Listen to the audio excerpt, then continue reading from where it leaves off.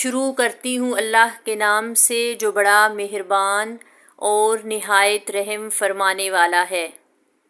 حضرت عمران رضی اللہ تعالیٰ عنہ سے روایت ہے کہ ایک آدمی رسول اللہ صلی اللہ علیہ وآلہ وسلم کی خدمت میں آیا اور اس نے کہا السلام علیکم۔ آپ صلی اللہ علیہ وآلہ وسلم نے اسے جواب دیا۔ پھر وہ بیٹھ گیا تو نبی صلی اللہ علیہ وآلہ وسلم نے فرمایا اس کے لیے 10 نیکیاں ہیں۔ پھر دوسرا شخص آیا اور اس نے کہا السلام علیکم ورحمۃ اللہ۔ آپ نے اسے جواب دیا۔ جب وہ بیٹھ گیا تو آپ صلی اللہ علیہ وآلہ وسلم نے فرمایا اس کے لیے 20 نیکیاں ہیں۔ پھر ایک اور شخص آیا اور اس نے کہا السلام علیکم ورحمۃ اللہ وبرکاتہ۔ آپ صلی اللہ علیہ وآلہ وسلم نے اسے جواب دیا۔ جب وہ بیٹھ گیا تو آپ نے فرمایا اس کے لیے 30 نیکیاں ہیں۔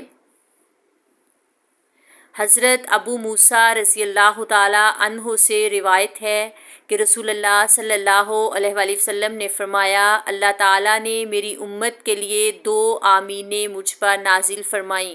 سورۃ انفال میں ارشاد فرمایا گیا ہے یعنی اللہ تعالیٰ ایسا نہیں کرے گا کہ تم ان کے درمیان موجود ہو اور ان پر عذاب نازل کر دے، اور اللہ انہیں عذاب میں مبتلا نہیں کرے گا جب کہ وہ استغفار کرتے رہیں گے اور معافی مانگتے رہیں گے۔ آپ صلی اللہ علیہ وآلہ وسلم نے فرمایا پھر جب میں گزر جاؤں گا تو قیامت تک کے لیے تمہارے درمیان استغفار کو بطور امانت چھوڑ جاؤں گا۔ اس طرح کی ویڈیوز کے لیے چینل کو لائک اور سبسکرائب کریں۔